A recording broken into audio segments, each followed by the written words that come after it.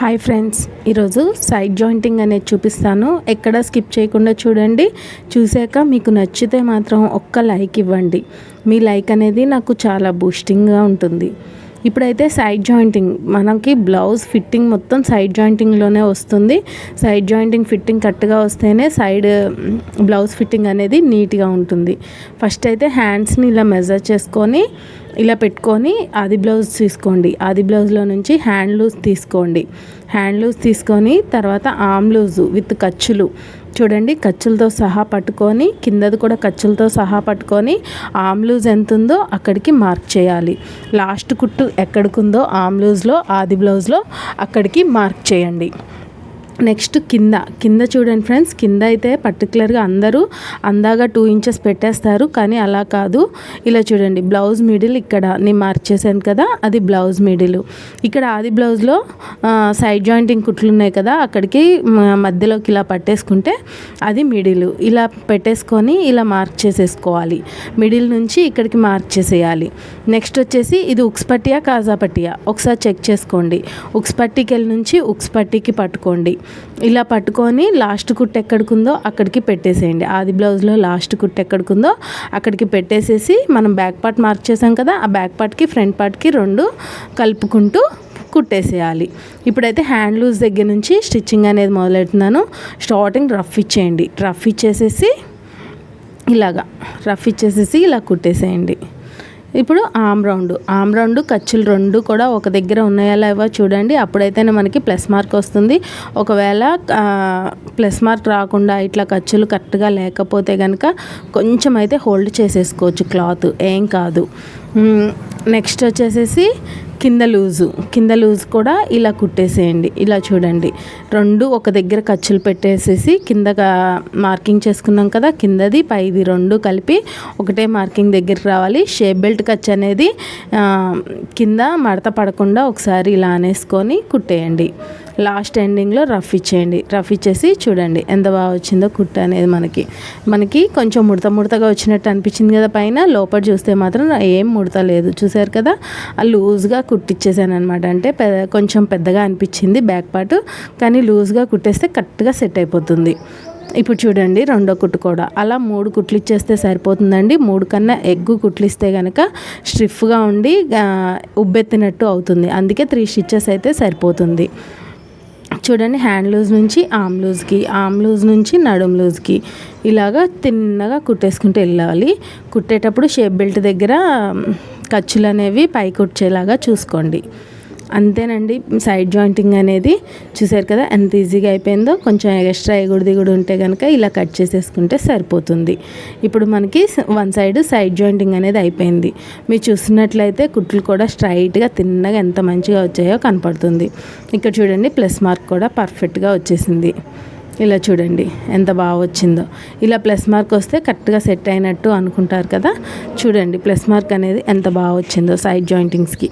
ఇలా నీట్గా side jointing plus mark రావాలంటే కటింగ్లో ఉంటుందండి. మన కటింగ్ అనేది మన మెథడ్లో కట్ చేస్తే కనుక మీకు పర్ఫెక్ట్గా సెట్ అయిపోతుంది. సైడ్ జాయింటింగ్స్ అనేవి ఎక్కువ తక్కువ రాకుండా నీట్గా వస్తుంది. కాబట్టి మన వీడియోస్లలో కటింగ్ అనేది పర్ఫెక్ట్గా ఎలా కట్ చేయాలనేది ఉన్నాయి. లాస్ట్ ఎండింగ్లో కటింగ్ అనేది ఇస్తాను, ఖచ్చితంగా చూడండి. చూసారు కదా, ఇలా స్ట్రైట్గా తిన్నగా వస్తేనే మనకి టైలరింగ్ అనేది పర్ఫెక్ట్గా వచ్చినట్లు.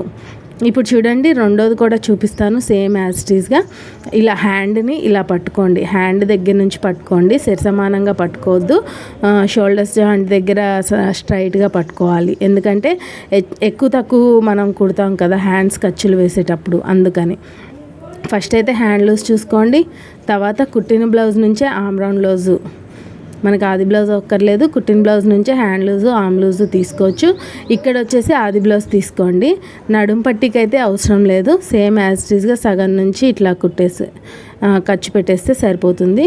ఇప్పుడు ఉక్స్ పట్టియా కాజా పట్టియా అది చూసుకొని ఒకసారి ఇలా చూడండి. ఉక్స్ పట్టీ అయితే ఉక్స్ పట్టీకి వెళ్ళి కాజా పట్టీకి వెళ్ళి పట్టుకోవాలి.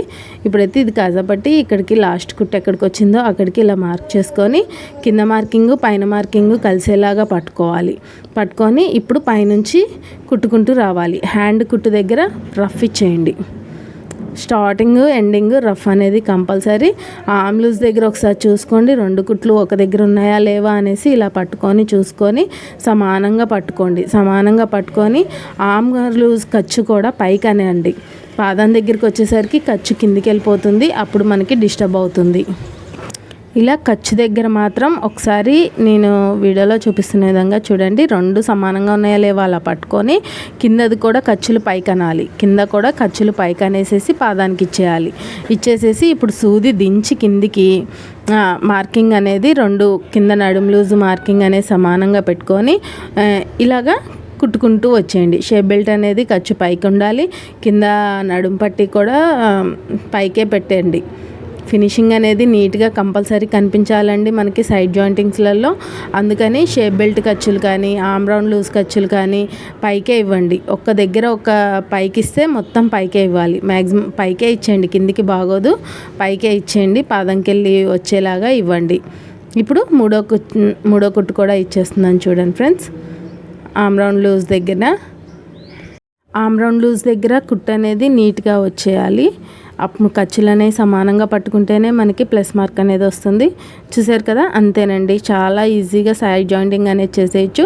కానీ సైడ్ జాయింటింగ్ చేసేటప్పుడు ఆర్మ్ లూజు, నడుము లూజు, హ్యాండ్ లూజు అన్నీ కరెక్ట్ మెజర్మెంట్స్ ఇస్తేనే మనకి బ్లౌజ్ ఫిట్టింగ్ అనేది పర్ఫెక్ట్గా సెట్ అయిపోతుంది. కాబట్టి మీరు బ్లౌజ్ ఫిట్టింగ్ నీట్గా రావాలి అనుకుంటే కనుక ఇలా మనం చూపించిన విధంగా సైడ్ జాయింటింగ్స్ చేయండి.